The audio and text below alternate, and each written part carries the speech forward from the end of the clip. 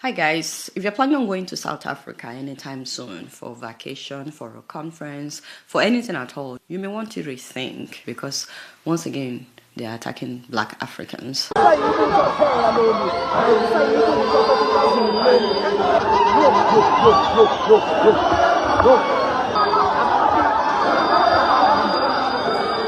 And I like to say up front that not all South Africans are xenophobic. Not all South Africans hate other black immigrants. But many of them still believe that black immigrants are the cause of their problem. And you know the worst part? This isn't new. This happens almost every year now. And every time that it happens, the same story is what we keep hearing. That black immigrants in South Africa are the problem. And that the black immigrants are stealing their jobs, bringing drugs, taking their housing, overwhelming the system. But let's pause for a second and actually look at the numbers because numbers don't lie.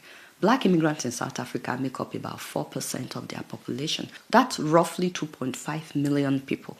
All these black immigrants that they are talking about, they're about 2.5 million in a country of about 65 million. So you have to ask yourself, how can 4% of the population really be the root of a country's problem? How can 4% be the ones taking your housing? Or is there something else going on? Because while some South Africans are busy blaming black immigrants, very few people are talking about power. You know, in South Africa, white people make up about 7.3% of their population. That's roughly 4.5 million people.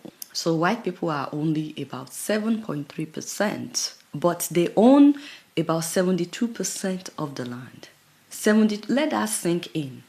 A small minority, 7.3%, controls the overwhelming majority of the land. This is not an attack on white people in South Africa. I'm just saying that this is a blatant inequality that they are supposed to address with the white people that they are refusing to address because land isn't just dirt.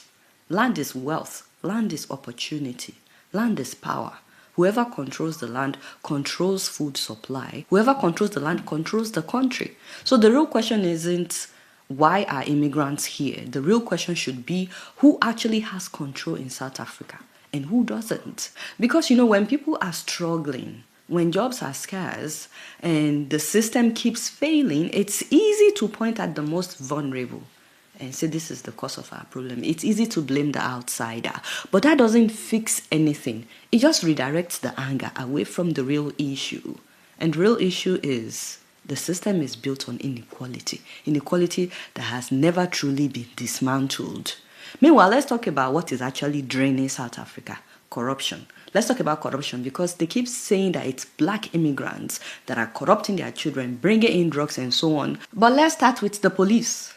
Your National Police Commissioner allegedly stole 360 million rand by breaking finance laws over the unlawful awarding of a healthcare contract. His name is Fanny Masemola. He even appeared in court over this 360 million rand, which is more than $21 million. How can your National Police Commissioner be stealing, but you are pointing at black immigrants? Now, that's not to excuse immigrants coming into South Africa and doing drugs, selling drugs. No, in fact, I will still talk about why it is so important for us to fix our countries. But if you are upset, you are angry towards these immigrants, you should also be able to exercise that level of anger towards your own police that are also corrupt. And speaking of healthcare, there has been a lot of scandals in the health, at the Ministry of Health. In fact, the time that this Operation Dudula started gaining traction, Operation Dudula is when they go after black immigrants. The former health minister, Zweli Makhizi, was placed on special leave over corruption allegations. His department was accused of stealing 150 million rands, COVID money, in the name of media briefings. And this minister allegedly renovated his own house from this money, bought a car for his son from this money. It was a huge scandal. In March of this year, the Director General of the National Department of Health, Sandile Buthelezi, was also suspended on charges of fraud and theft of another 1 million rand.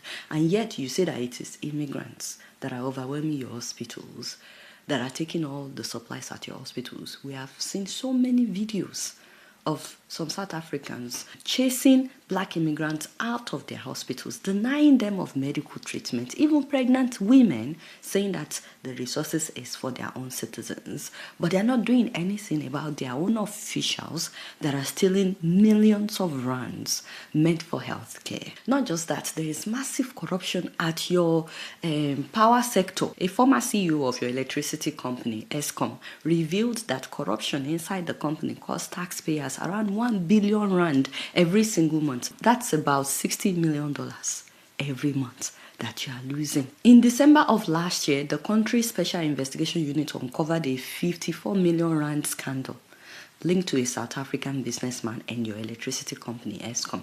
And yet you see that it is immigrants that are using power, causing power shedding. Honestly, if South Africans want to get upset, it should start with their officials.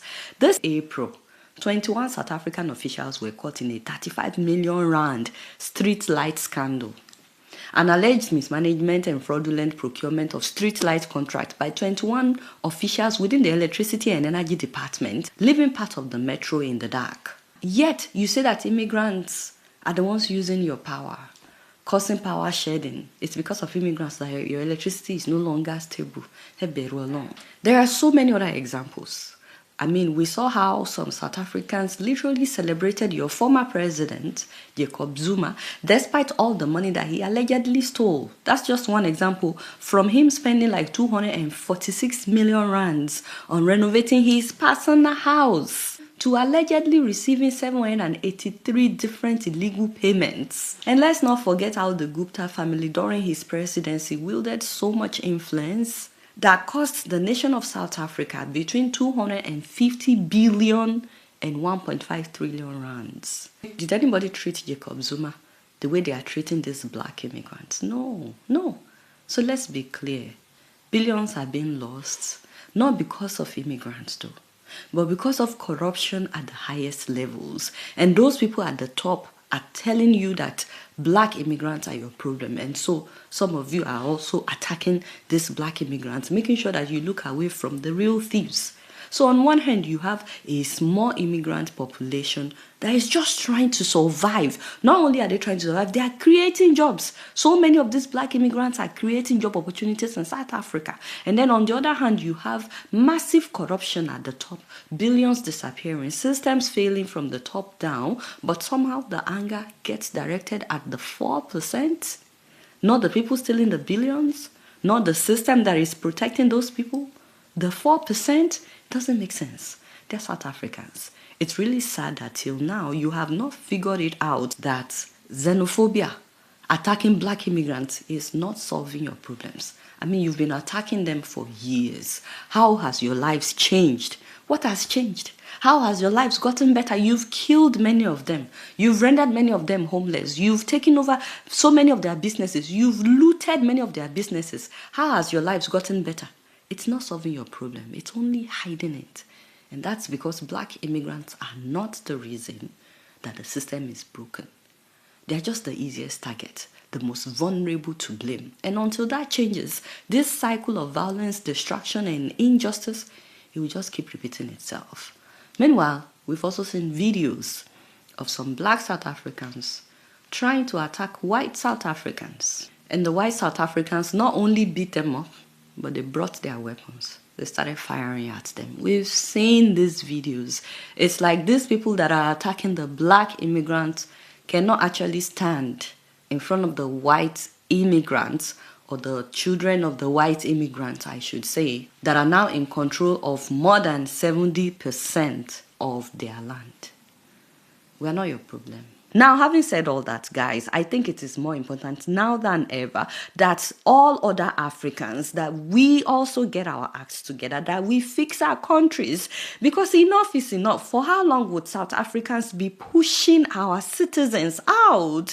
I think that our government officials have no shame. You've seen how they are treating your citizens in South Africa year after year. What else are you waiting for? When will you decide, you know what, enough is enough, let's put our heads together and fix the country? We have what we need to fix our country. We have the resources. We have the wealth to fix our country. Unfortunately, our own corruption is way more than everything I have listed in South Africa. All this money that they are stealing, it is chicken change compared to how much our own officials in Nigeria are stealing. Why is it that we would rather steal the resources that is meant to fix the country and then leave our own citizens to be treated anyhow in other countries? It's so unfortunate because in Nigeria, we're just doing politics.